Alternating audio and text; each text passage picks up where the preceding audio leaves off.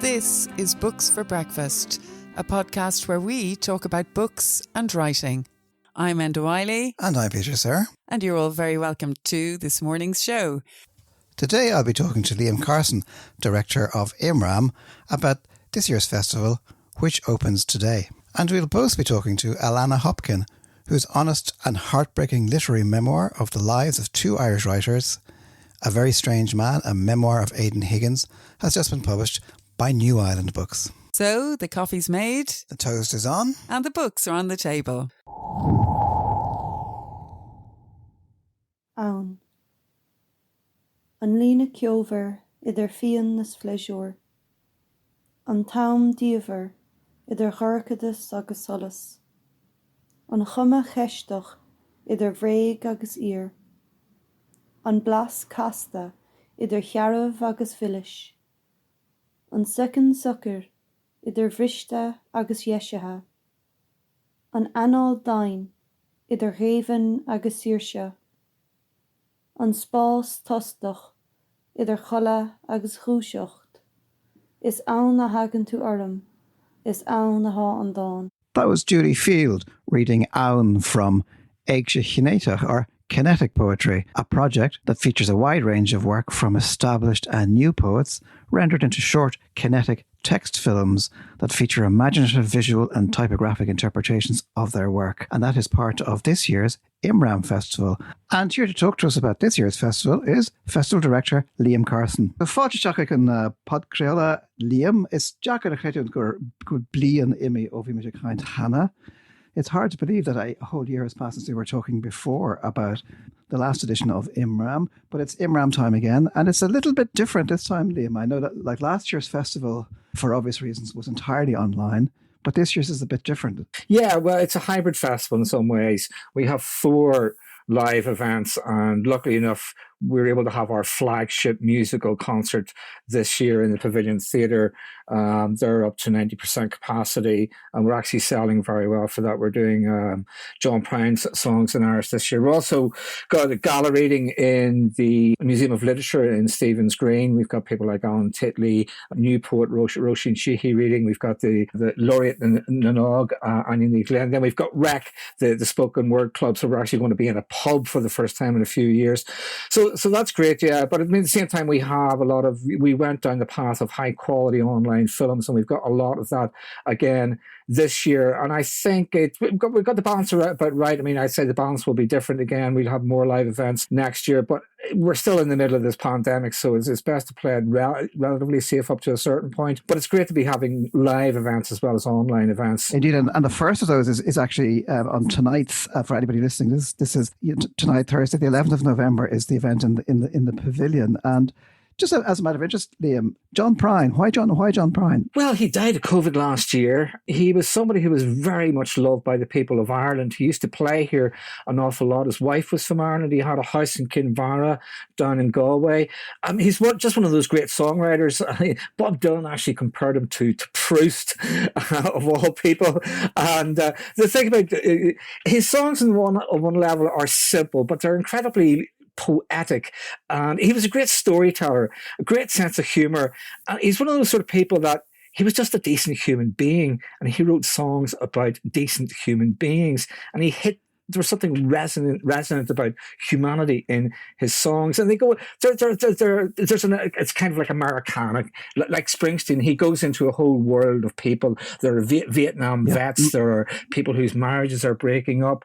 There are people looking at their past, and so on and so forth. So it's kind of perfect for him. And we like to pick songwriters who have a connection to storytelling and who have a connection to poetry. And Prine just follows perfectly into that slot. Scanning through the program, some of the things that jumped out at me. Blas na Gunalach, a celebration of Donegal in song and poetry, which is 2 online films, and so that kind of struck me. Well, yes, I mean, what we did last year, we went to West Kerry last year, and we had music and poetry from Cork Agavna. So this actually gives us in a way, the pandemic actually gave us an opportunity to go to the Gaeltacht areas, film people from the Gaeltacht, poets, singers, songwriters, musicians, in the Gaeltacht itself. And so we're able to create these beautiful shows of the very best of Gaeltacht music and literature, and to bring them to a wider audience. And I think one of the things that's happening with these shows that we create online is that we're able to bring our work to an audience throughout the world, literally in every country across the world. That you will have people in America and people in Australia and so on and so forth actually listening to these shows and being able to experience genuine culture in Irish, like the real deal, and Fear of Rain, the pure drop of absolutely brilliant song and poetry in Irish. And I'm seeing great names there. I'm seeing Mairead Ní Bhaoine, Nini Vernamora, Dinny Wren, Coishni Inliach. I'm seeing Cathal Shark, Ethne Gallagher. Yeah, I mean, if you take somebody like Ethne Gallagher, I mean, she comes directly out of the storytelling tradition, and she's now publishing books which are these long narrative poems based on folklore and based on tradition. So you have this sort of synthesis between the old and the new, between the traditional and the modern. And then you've got Sam O'Farry, who's a new up-and-coming spoken word poet, and there are new voices coming forward. I mean, one of the things that I'm delighted about the Imram programme this year is that if you look at Irish, a minority language, there are only so many people who speak the language, there are only so many people who write in the language, only so many people who read in the language. But despite those restraints, you've got Roisin Sheehy, who's just published her first book. You've got Andreas Vogel, who's an absolutely amazing writer from Germany, who's now living in Connemara, who's brought out a little book of micro poems, which are like fragments of ancient Greek poetry, really incredibly imaginative stuff. You've got we've got some writers from Australia. We've got Colin Ryan. Now, here's a guy, Colin Ryan, in Australia. He's never been to Ireland. He taught himself Irish online. Now, this guy, he's absolutely obsessed with Chekhov's short stories, and he's obsessed with the fiction of the fantastic. So he's created these very strange and surreal stories that are set in Australia, and they're written in modern Irish, and they're absolutely and utterly amazing. And I think it's astonishing that here you have people automatically associate the Irish language with Ireland, but it's actually breaking out of those confines. And one of the things with the internet is that we're able to break out of the boxes and present writing by people who are writing in Irish who are in places all across the world. That's amazing. And I also see, because one of the things that I was interested in was the Scottish Gaelic kind of element, and I was listening to an excerpt from Glossa, or Green Grey Lockdown, with Roddy Gorman. That's a fascinating piece of work too, isn't it? Yeah, I mean, the whole thing about Roddy, I mean, he's one of these characters. Roddy just produces poetry at an astonishing rate in Irish, in Scottish Gaelic, and in English. And he's playing about with the languages all the time. In this particular one, Glossa, it's in Scottish Gaelic, but he also creates these very interesting English versions where he goes into what the actual words mean in Gaelic, and he creates these compound words, and he creates these very funny, he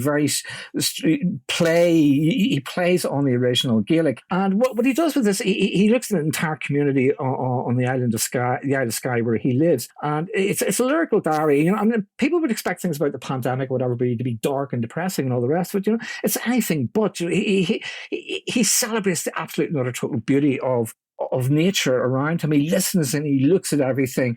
I mean, one thing about Roddy is he's a haiku poet as well, and he's sort of tuned into being in the moment, which is what a haiku poet does, and he's able to channel that into longer poems. And he's just an incredible poet. I think Roddy deserves a lot more attention as a writer. And what we've done with this project is we've got Liam Grant. Liam Grant has been editing a lot of these films for us on sound engineering, and it just occurred to me, God, why don't I ask Liam to do the music on this?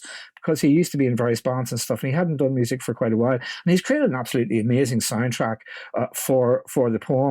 And then we've got another beautiful project by Roddy as well, which is something we staged live a couple of years back in the Maritime Museum in Dunleary, which is a book of tercets, three-line poems. They're not haiku, they're tercets, similar to the haiku in a way, where he goes along the coast, of Dublin and Dunleary, Blackrock, Sandy Coast, Sea Point, and then going up into the Wicklow Mountains. So terce is what it's called in English. He calls it pilgrimage time journey. So that's an example of Roddy's wordplay, and they're beautiful evocations of the landscapes of the Kingdom of Koala, basically. And again, we've got beautiful photographs by Margaret Lonergan and a soundtrack composed by Sean McAleer. I mean, what happened was we we actually recorded that performance live. So in some cases we've had recordings, and we then fuse them with the images and we create the films. We have a snow project now. We didn't actually record that at the time, but what we've done is we've re-recorded it. We got all the poets to actually re-record their work, and then we sent the sound files to Enda O'Reilly, who's over in Boston in the United States now, and composed a new soundtrack, and put guitar music with effects with the poetry. We give that to Liam Grant, who mixes it up with the images and all the rest. So again, it's that process that we learned how to do last year of people in separate rooms but coming together to create amazing stuff online. So, and it's an archive there that's going to be there, for all time. And Liam, speaking of online, because one of the things that intrigued me about this year's program is you're using the old man Hoshilta, use the social media a lot more. I mean, I'm looking at least there's a couple of projects that are based on social media platforms like this, the haiku and the intriguing sounding Éigse Chinéitheach or kinetic poetry. We've had a certain social media presence. I mean, luckily we got some money from the Arts Council this year for development and all the rest of it. So we were able to put some money into the social media side of things. And what we've done is there are two projects. One is haikus, by Gabriel Rosenstock. It's Japanese haiku. No, it's not the four classic Japanese haiku, Basho, Buson, Issa. It's modern haiku that have been written over the past 150, 200 years or whatever. And some of them are very freeform haiku, very funny, witty haiku. So the haiku is just perfect for social media. So Kieran Nolan, who designs a lot of material for us, has just very simple little slides with the original kanji and then Roman version in Japanese, and then the poem in Irish. So they're going up on. We've started posting them on Facebook and on Twitter. We're going to start putting out stuff on Instagram as well. Then the kinetic text, I came across work by Kieran O'Meara, where he had created a kinetic text version of a poem by Katrina Ní Chluirchín that I saw online, and I thought it would be nice to give him an invitation to create some kinetic text. So we have a whole series of poems by various people. There's Julie Field, who's just published her first collection of poetry. She's based down in Cork. We've got Julie Bamut-Bretnock. I mentioned Australia early on. Julie is Bamut-Bretnock is from the Cantor na Nillen in Connemara. She's been living in Australia for the past 10 years. She's very interested in Aboriginal culture. She's a psychologist. She writes what is called psych poetry. So we've got some of her poems which are about Aboriginal sites. So we'll have interpretations of those. We've got a poem by Marius Barocas, translated by Darina Ní Chinéide, which is Prospero's books. A lot of the poems that I selected for the Kinetic Text project are poems which are about texts, or about words, or about letters, so that you can actually play about. And then we've got these beautiful poems. Gabriel Rosenstock, now he's written a new book called Cora Le Líhe, Conversations with Líhe. Líhe was this amazing medieval Japanese poet who was kind of like a precursor of Baudelaire, except in Chinese.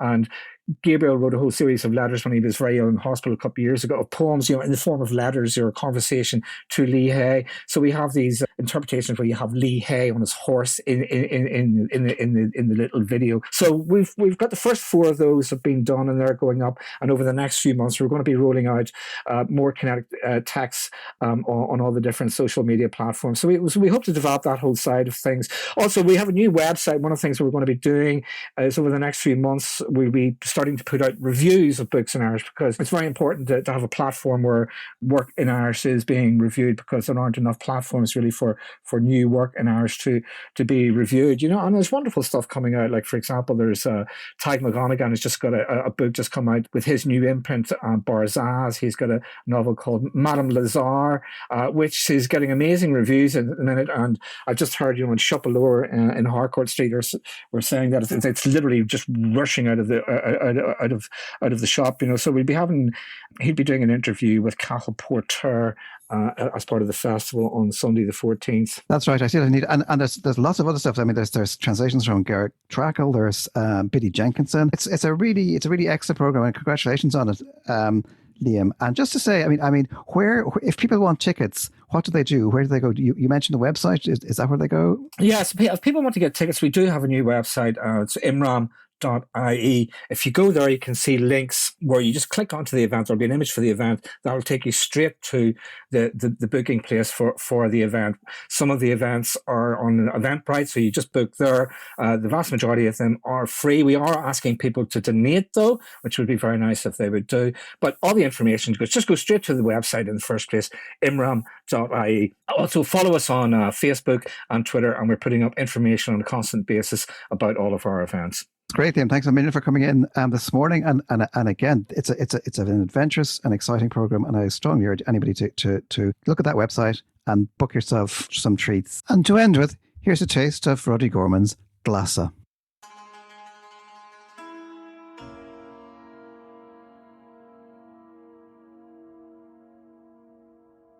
Slach Kadich. Eist. Asul Suain gan Charas, di Glassa gan Tluai. Helga Harst and Timor as Kinavala, Susanus for sale at Vialu.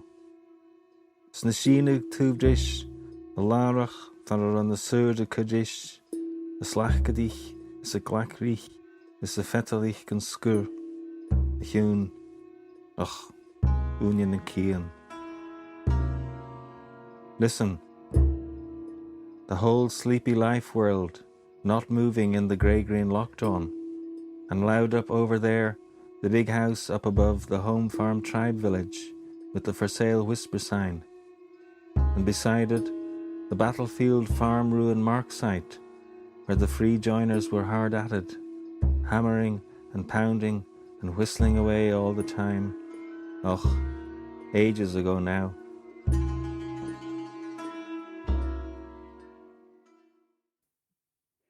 Alannah Hopkin is a writer based in Kinsale.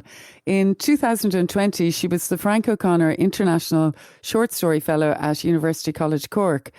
Her story collection, The Dogs of Inisheer, was published by Dalkey Archive Press in 2017. Intriguing and unsettling stories, Eivor Walsh wrote in the Irish Times.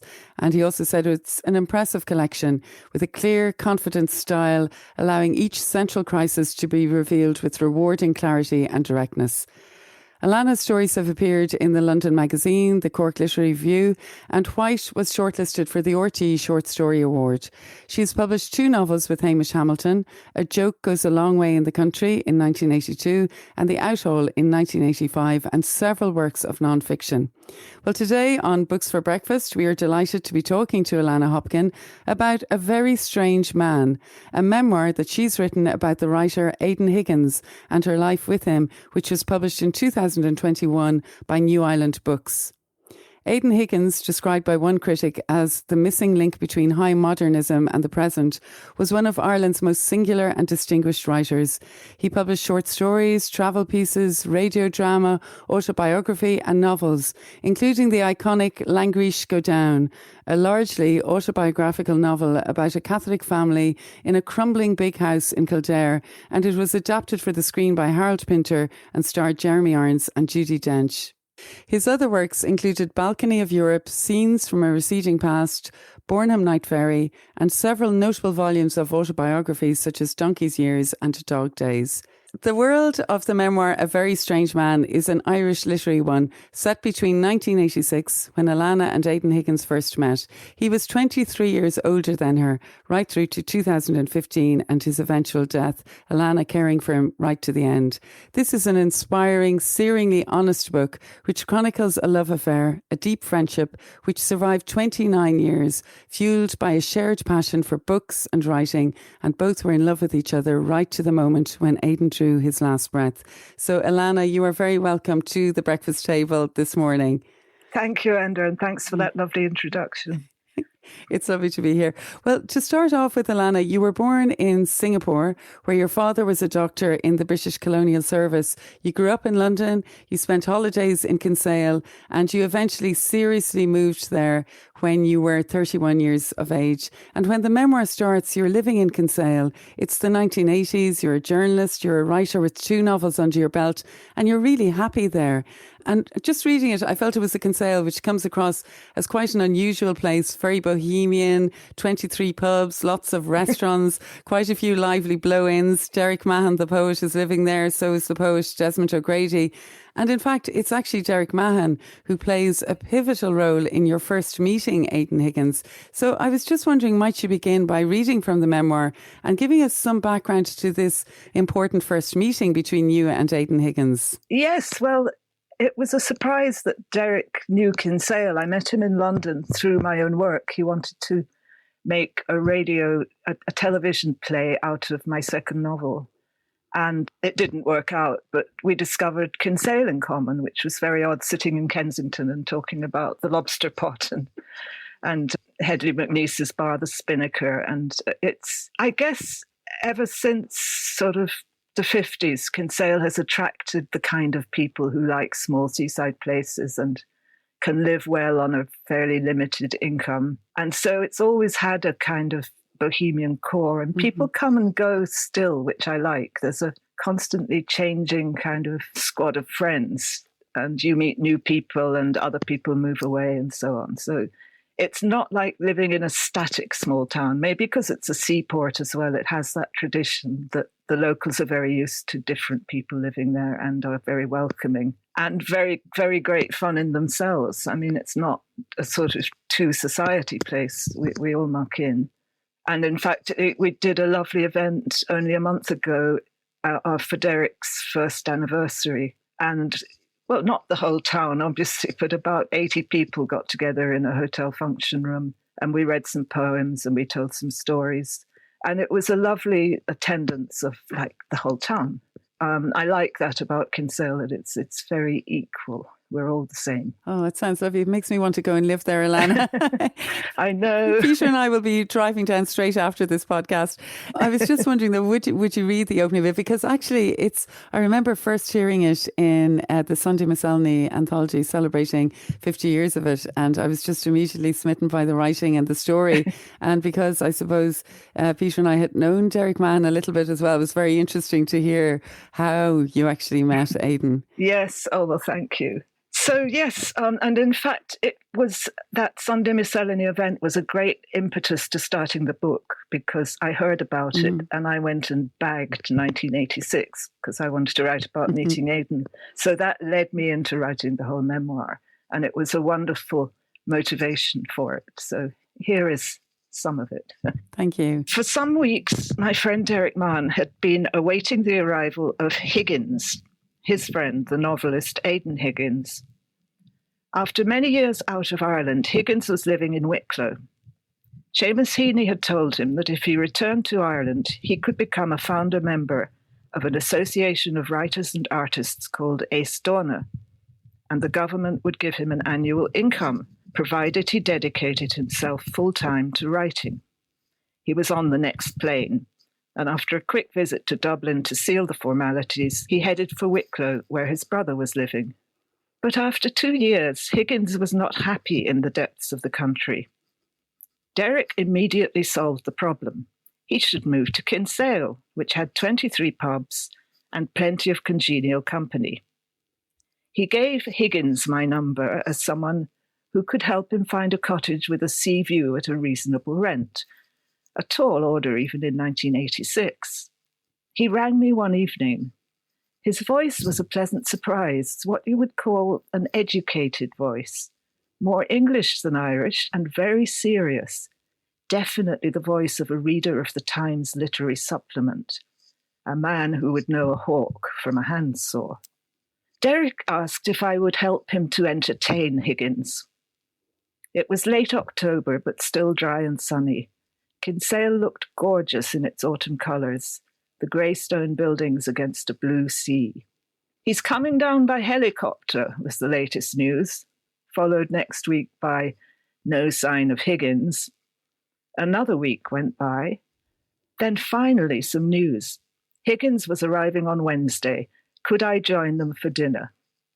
I said I'd meet them in the bar after my swim in the hotel pool. I remember having wet hair and being too impatient to dry it, suddenly curious to see what Higgins looked like. Suppose, I thought idly, he turns out to be someone significant in my life, and his first view of me is of an otter-like wet head. I dismissed this untypical romantic thought from my thoroughly rational mind and headed for the bar. And there he was, in a wine red sweater, medium height and build, long reddish brown hair, beard, granny glasses, slightly stooped, engaged in close conversation with an enormous Viking called Sven.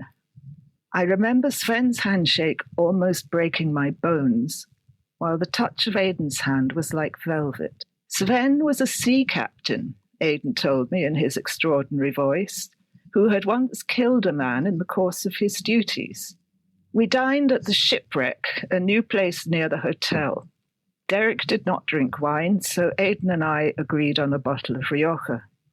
Derek knew that we were both interested in the writer Malcolm Lowry and introduced this topic. I listened to Aidan explaining a theory a Canadian friend had about Lowry.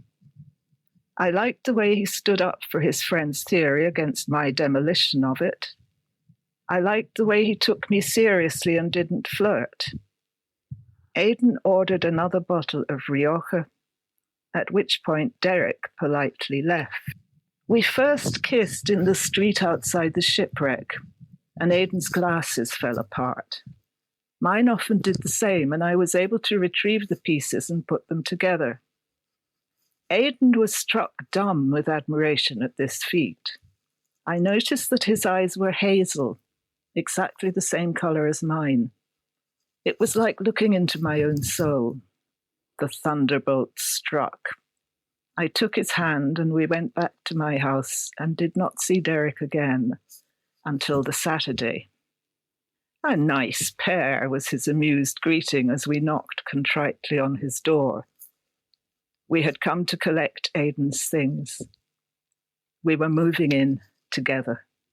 Oh, thanks, Alannah. That is absolutely wonderful. Well done. And I love the detail of it. I mean, we're right there with you, remembering every single detail, and your otter head and swimming. Yes. There's a humour there as well, which is great. But that was 1986 and you were 37, he was 59. So yes. 22, 23 years in the difference. What was that like, or did it make any difference to you?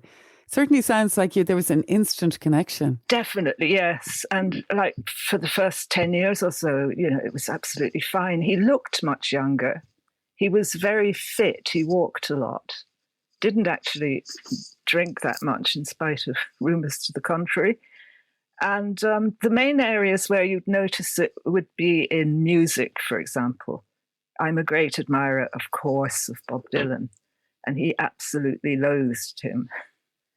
And so the whole way through, anything sort of rock, what would you call it? Ry Cooder, all the people who meant a lot to me, even Buddy Holly was a total blank on him, meant nothing at all. So that was a big difference. But maybe, I think it was an age thing actually too. Yes. Yeah. Otherwise, no, because, I like to live quietly anyway, so it wasn't a question of late nights out or... Yeah, I like that thing where you did say that you were both very quiet people and you suited each other. Yeah. I was just thinking, Alannah, I mean, Aidan Higgins was, by then, he was he's a well-known writer. Language Go Down had been published. Failure to Say, his stories, which had been recommended by no less than a person than Samuel Beckett to John Calder. There'd been Balcony of Europe, Born Home Night Ferry.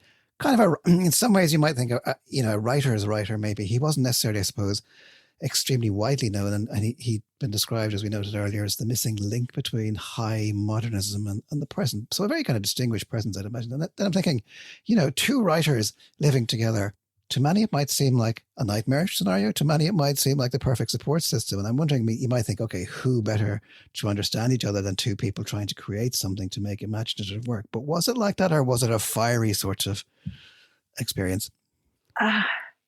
Well, let's put it this way. We never read each other's work to each other. That would have been our idea of a nightmare.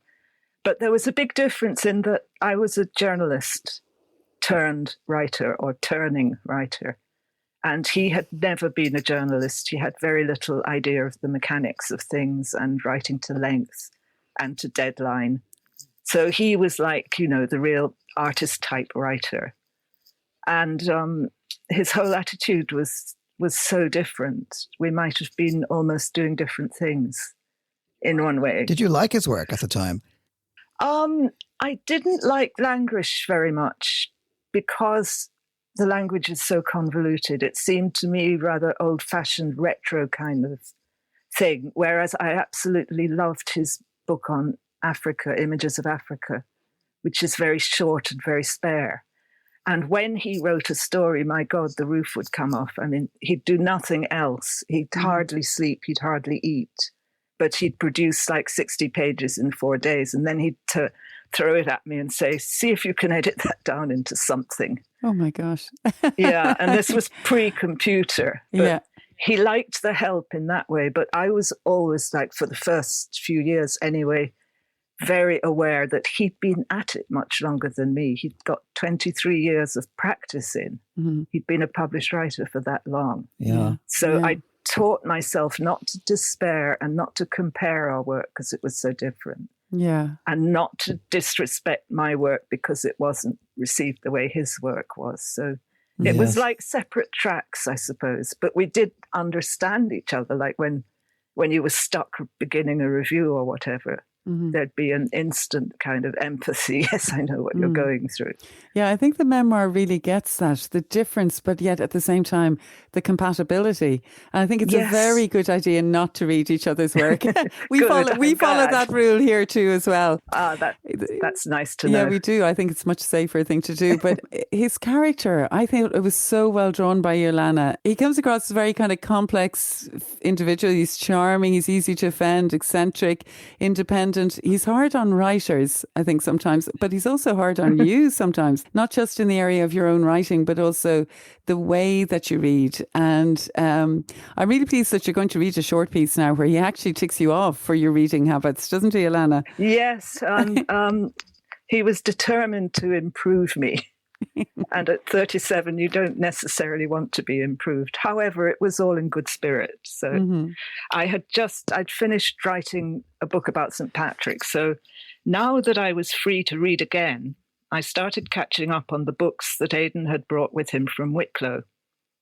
I picked up David Thompson's Woodbrook and hardly moved from my armchair until it was finished.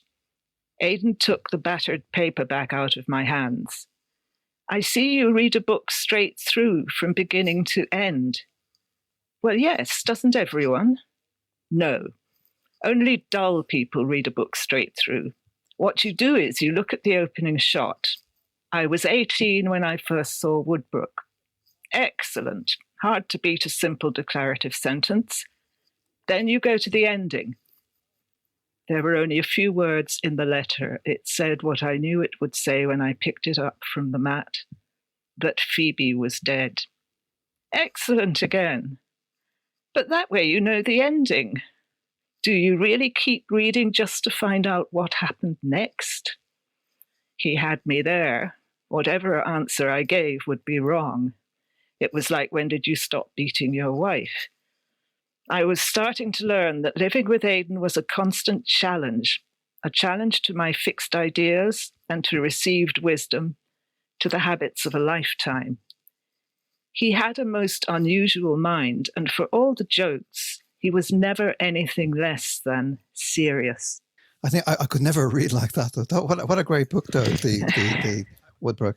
Oh, wasn't it? Yes. Oh, my God. I was thinking, I mean, one of the fascinating aspects of the book is that it's obviously it's an account of your life with Aidan Higgins and also of your own inner life and struggles. But it's also, I suppose, incidentally, a portrait of the Ireland of the times, which is, of course, a very different place from today's Ireland. There are very memorable accounts of things like, going to Dublin and seeing sort of the literary life there, or going to Galway, the Galway Arts Centre for what turned out to be a slightly disastrous reading, or a visit with, the larger than life kind of Edward Delaney, and the trip to Inisheer, which inspired your collection of stories. And all of it, I mean, everything that happened to me is this kind of keen observation, the keeping of notebooks and diaries at all stages. I mean, that's how it's marvelous the way you're able to recover all of that through that detail. Well, I haven't moved house for 33 years now, so I have all the notebooks and I could put my hands on them. And they were an absolute blessing. And some of the best pieces in the book, I think, came directly out of the notebook onto the page. Just describing that Ireland, it comes across, particularly literary Ireland, it comes across as a very sort of male place, a quite closed place in lots of ways. Would that be accurate? Yes, there were very few women around. One that I remember very well was Leland Bardwell, but they just weren't there, or else they didn't circulate, let's say, as much as the men, who were often, in demand for giving readings and things. And you did tend to run into the same people. It was Tony Cronin, it was Michael Hartnett. You had that account of this almost secret meeting in the Clarence, where all the Irish Times contributors used to meet in the wood-panelled kind of room with the then literary editor, Brian Fallon, wasn't it? Yes, that's right. They were an interesting bunch of people who one of my friends told me were normally referred to as the crypto-fascists. And I never worked out why. There was Benedict Kiley, James Plunkett, Tony Cronin. Again, no women. Yeah, I know. Well, I even remember that publishing starting off in the 1990s. Of course, and of course I had the name Enda, so I feel that my manuscript was taken because the publisher probably thought I was a man. But anyway, I wanted to ask you as well about the 1988 Writers' Conference held in Dunleary. Yes. Derek Walcott, James Senior and Brodsky were there. I actually, when I was reading it, remembered it exactly because I was a young teacher at the time and I was sick. And I cycled down to Dunleary, and I remember coming into the Royal Marine and just seeing Seamus Heaney and the Moles standing there like these colourful literary birds. And you gave a really fantastic account of it, and also of a reading Brodsky gave for Kinsale Arts Week later on. And that was, when I was reading it, I felt it was a really great time for you and Aidan at that time, wasn't it? It was such a vibrant literary time. You must have enjoyed it all, did you, Alannah? It was, yeah. Oh, yeah. And one of the few women around was Nuala Ní Dhomhnaill, who was at that conference. And it was just amazing. And you'd be reading Richard Murphy, and suddenly there was Richard Murphy reading for the festival. And this was a lot down to Desmond O'Grady's contacts as well as Derek's. Derek kind of kept in the background, but was there inviting people who maybe wouldn't have come if it hadn't been Derek inviting them. So yes, but a very small world. Yeah, very small world. But then there's a lot of joy in the book as well, isn't there? There's the joy of you finally getting to buy your house together in Kinsale after years of renting and moving between the Dutch house and your parents' house in Summer Cove. That purchasing of the house and the garden brought you great happiness, didn't it? Yes, because neither of us ever thought we'd manage to buy a house being full-time writers. You just don't have the income. But Aidan had his savings from teaching in Texas, and he'd hidden them away so well that he was never able to lay his hands on them at short term. So that gave us a deposit. Right. And I qualified as a low-income first-time buyer on some council scheme. So between us, we managed to swing it, and it was an absolute treat. It was like a miracle. I mean, that strikes me a lot. I mean, because because what you're often describing in the book is hardship, just the physical hardship of being, as you say, kind of two writers with not a lot of income. I know, like the bank, you went to the bank to try and get a mortgage, and they kind of laughed at you, like sort of, there's all that kind of, of course we're not going to give you a mortgage, all that kind of thing. And that, but also then the kind of meanness of publishers, small advances, and maybe also for Aidan, and I suppose there was a lack of response, maybe, or the inadequacy of responses to his work. So it was kind of, there's a lot of hardship, really, isn't there? Apropos of which, I got a check yesterday for €23.71 royalties. In what other profession would you put up with that? And actually, Derek was very practical in a way that Aidan wasn't, and kept saying to him, you shouldn't let them get away with that. They're giving you a beginner's advance. Right. But it was tough for Aidan because suddenly, I don't know what happened, but John McGahern started winning awards, and so did John Banville. That's right. And Aidan didn't. And the first volume of his memoirs, Donkey's Years, which has been reissued with this one by New Island, came out the year before Angela's Ashes. And when Donkey's Years came out in paperback, everyone was talking about Angela's Ashes, and nobody was talking about Donkey's Years. So he did, I think quite rightly, he felt a bit neglected. And another person who's always been very generous and helpful to Aidan was John Banville, who actually said to him, you'll never be appreciated in your lifetime. And he also said to him that he wouldn't have written Birchwood without Languish. Yeah. Exactly, yes. yes. The final third of the book makes for quite a difficult read, doesn't it? Because we then get into the area of the gradual breakdown of Aidan's health. And so how did that first manifest itself? And it must have had a huge impact on you and your life as well, your writing life. Yes, the trouble is that you don't know at the time what's happening. And I think it first started to show when we did a fairly grueling tour to New York and Toronto. Aidan was the one reading, I was just along for the fun of it. And he got quite overexcited, overstimulated. And when we came back home, he went manic. He had a long episode of mania, but it hadn't been diagnosed. And because he was a kind of eccentric person anyway, everyone just thought, oh, that's just Aidan being Aidan. I mean, he'd be up in the garden in raptures at the beauty of everything. And he'd say to me, would you please come and pour a bucket of cold water over my head? I can't stand it. It's so beautiful. And if he had been a less strange kind of person, alarm bells might have rung. But luckily, my sister-in-law is a GP, and I rang her about these strange things happening, and she said, take him down to the GP, which I did. And that was when we started to realize that this was more than eccentricity. Yeah, it's very, very tough. And then, Alannah, beyond that point, then it was really up to you then to try and hold things together, wasn't it? Yes, I suppose so. Though at the time, you go from one crisis to another and you get over it and everything seems to be fine again. And there were nice bits in between. But there was, at that time, I think there was only one geriatric psychiatrist for the whole of Cork.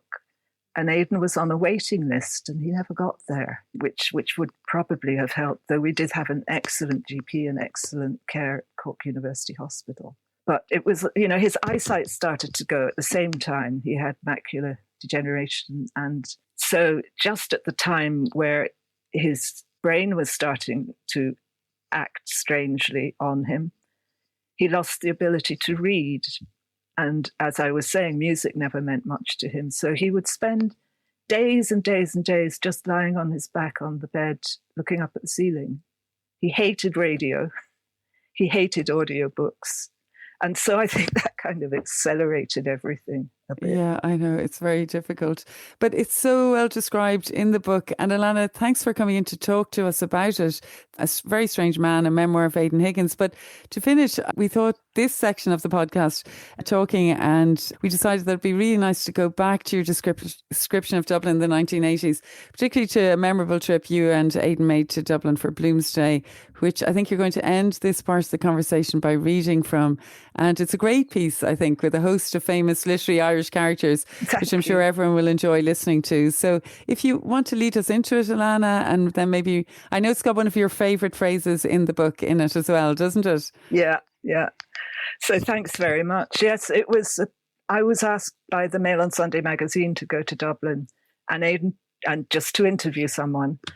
And Aidan decided to come with me, and I'd already booked a room at the Clarence, which I'd always wanted to stay in because the Irish Times literary editor had a monthly, I think it was, sandwich lunch. How quaint.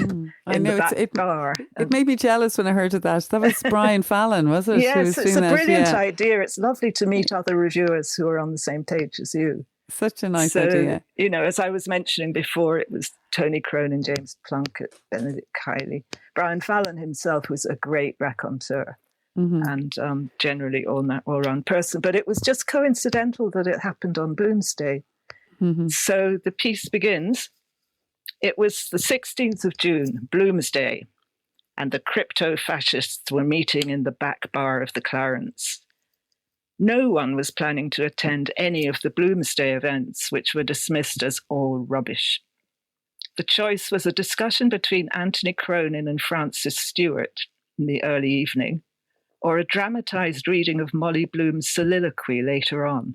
The idea, dreamt up between the Tourist Board and the Arts Council, of making a big fuss about Bloomsday on the 16th of June, the day described in Ulysses, which they pronounced Ulysses rather than Ulysses, as I had always done, was never going to catch on, they said.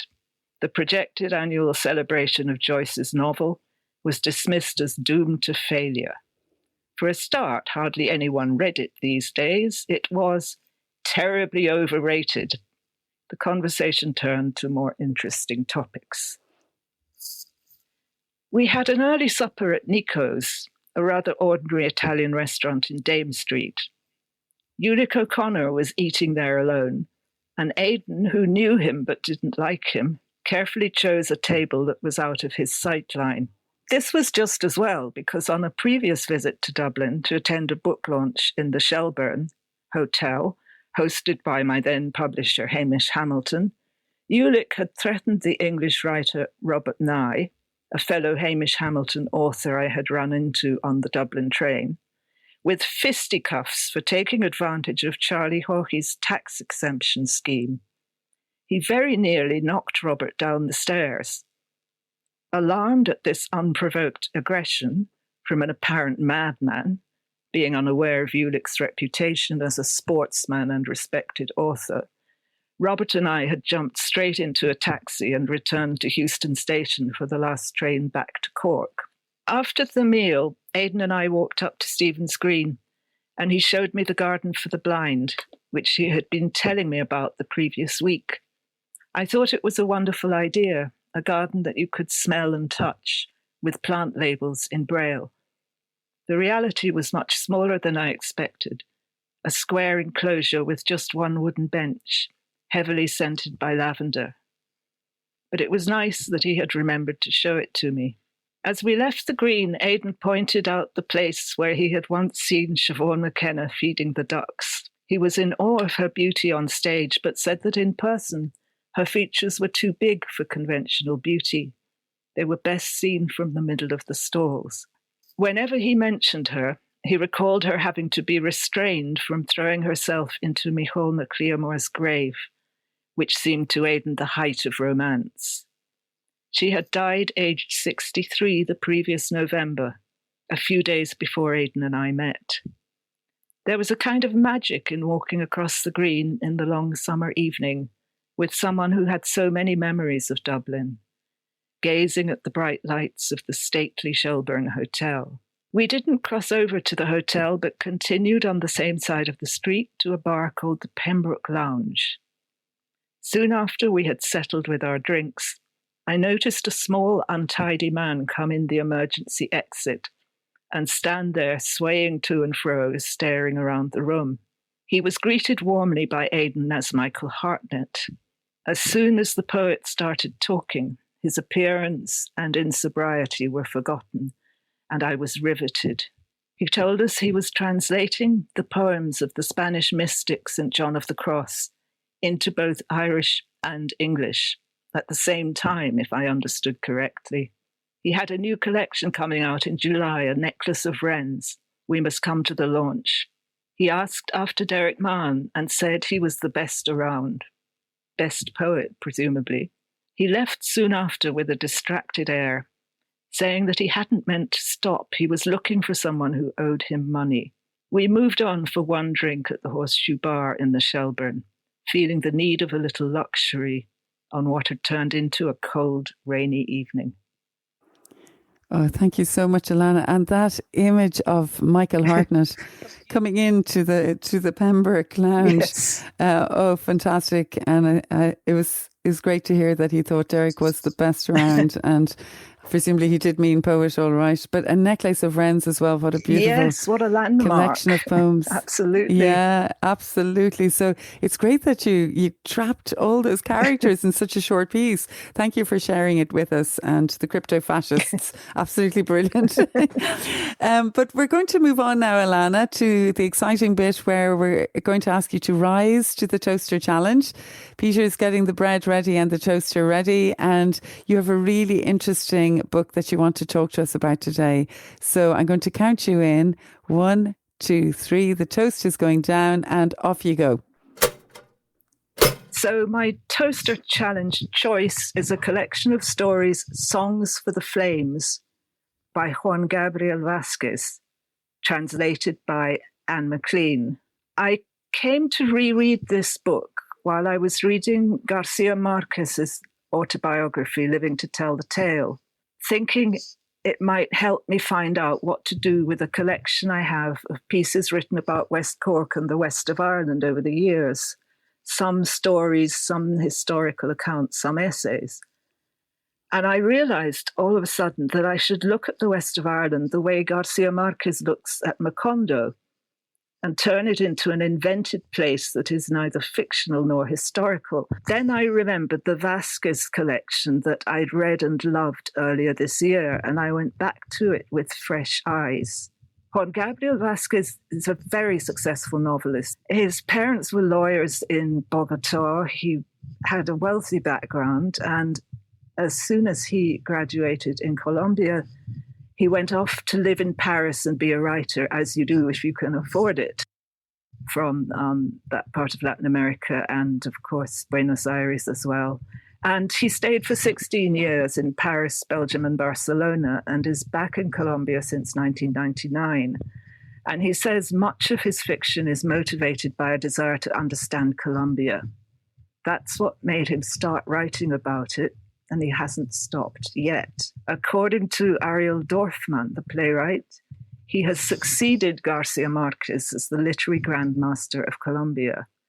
And Lev Grossman in Time magazine said, like Bolaño, Vasquez is a master stylist and a virtuoso of patient pacing and intricate structure.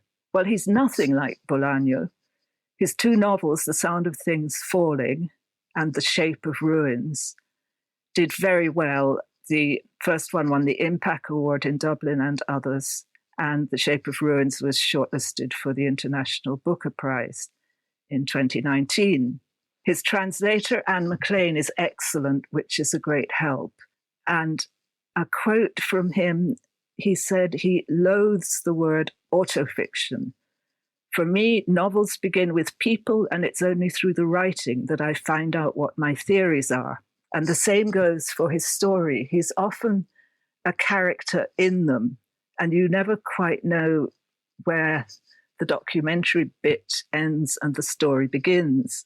In this, he's similar to a lot of people working at the moment, including Jeff Dyer, who said, I like writing stuff that is only an inch from life, but all of the art is in that inch.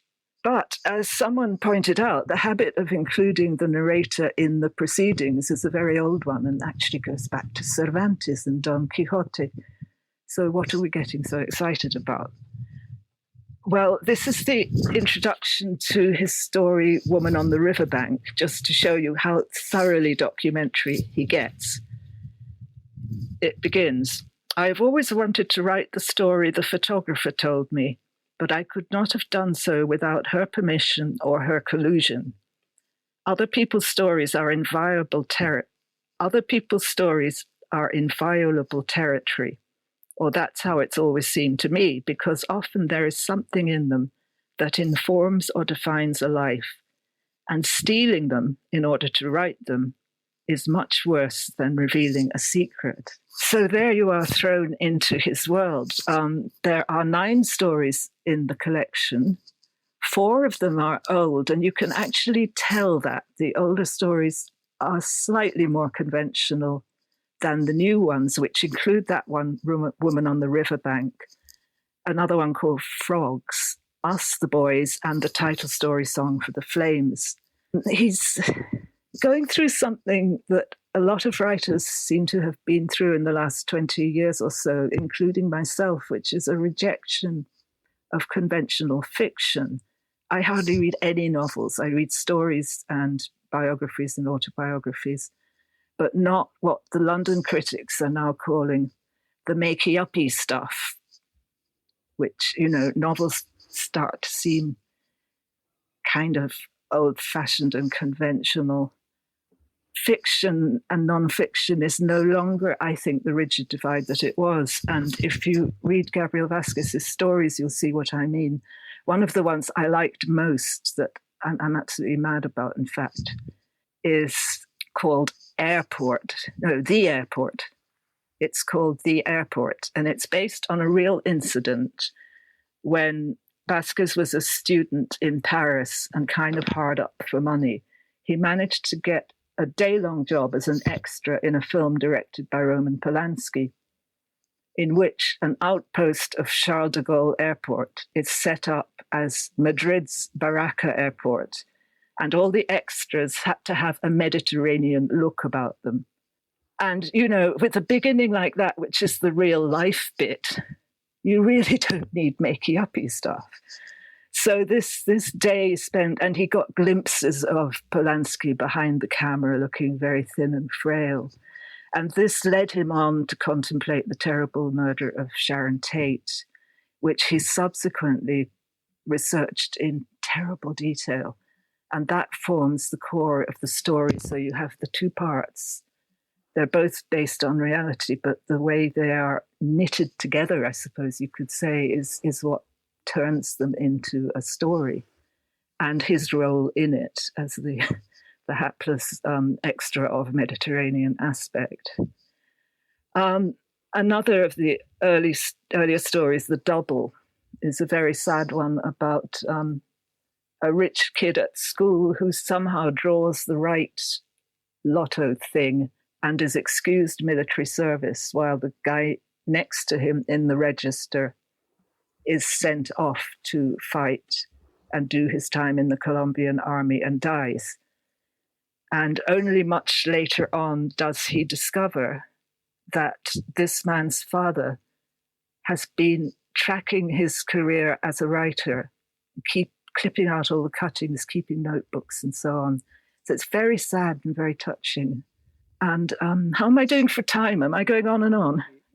I think the toast is about to burn, but in a good way. We're having happy burning toast because that was so interesting. And I think what you're saying about the way writers and readers are kind of getting fed up of conventional fiction is so interesting. I was thinking of, we covered a brilliant short story writer, Lucia Berlin, recently, and she herself did that, where she was, you know, an inch, as you were saying, as you were saying earlier on, very, very close to her real life. And you're wondering, is it fact or is it fiction? But it doesn't matter because it's absolutely brilliant. Or also, I was thinking of Valeria Luiselli, The Lost Children Archive, which her book, The Lost Children Archive, that's wonderful. Which just won the International Dublin Literature Award this year. Again, very much kind of very close to her life as well. Actually, I was one of the judges of that award this year, and we spoke to her in New York, and she said that it's not documentary what she writes, but at the same time it's very close. So I do think that's so interesting. I haven't read Songs for the Flames, but I'm really interested in reading it. What about you, Peter? Did you think it sounded so interesting?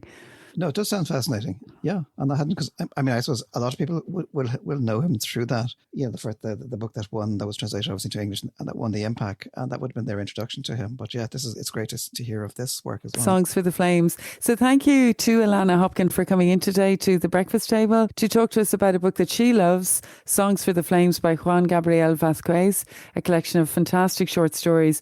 But most importantly, for coming in to talk about A Very Strange Man, a memoir of Aidan Higgins, published by New Island Books this year. We were delighted to have you, Alannah, and many thanks for coming in. Thank you very much for the invitation, and congratulations on the podcast. I'm a great fan. Oh, thank you. That's good. Thank you, Alannah. Bye.